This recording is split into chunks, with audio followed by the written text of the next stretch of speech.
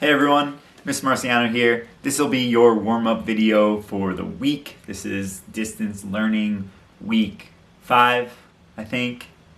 Who even knows?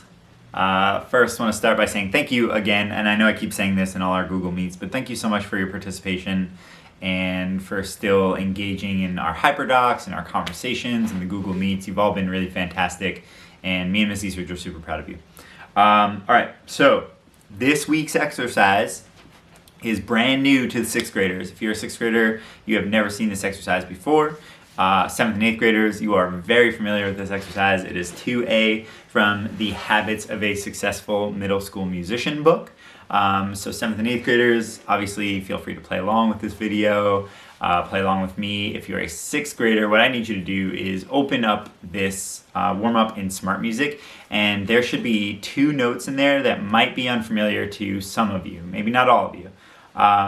So it'll be your 2nd note and maybe the 5th measure. I forget exactly which ones, but there are 2 notes that you might not recognize. So in Smart Music, this is a really great feature where if you highlight your mouse over the note, it'll show you the fingering or slide position of the notes. So go ahead and look at all the slide positions or fingerings and make sure you know them all before you try to play it. And then come back and join us in this video. So I have my practice area set up. I have my trombone. I've got my coffee. More importantly, I have a metronome, and it is set to 65. You can't really see it there. It just looks like a white screen. So I set the metronome to 65. You want to go nice and slow. A couple of things to keep in mind with this exercise. You really want to keep the notes as connected as possible, and you want to hold them out for the full duration. So each note in this is a half note, which is 2 beats, right? So really use the metronome to keep you steady and also make sure you're holding your notes out long enough. Make sure you are audiating. I would recommend, if you're a brass player, buzzing this exercise just on your mouthpiece before you play it with your instrument. Everyone, I recommend singing along first, then going back and playing it just to really get the notes in your head and keep developing those audiation skills. And for the sake of keeping this video relatively short, I am just going to go straight into playing. So I have my metronome here set to 65. I'm going to go ahead and push start. Remember to sit up nice and tall, keep your feet flat on the ground, check your posture, make sure your shoulders are nice and relaxed, make sure you're breathing into your diaphragm, sitting up nice and tall, I already said that, holding your instrument the right way, all the things that you know how to do. All right, here we go. This is exercise 2A from the Habits of a Successful Middle School Musician book.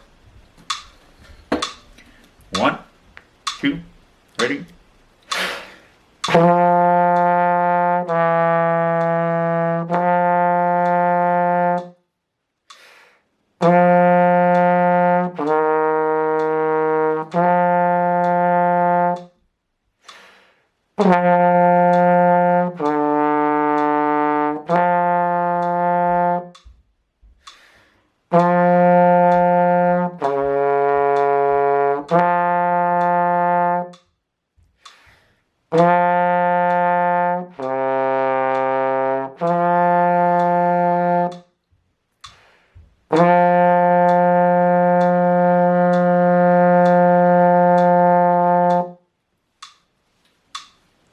Couple of things that I want you to notice.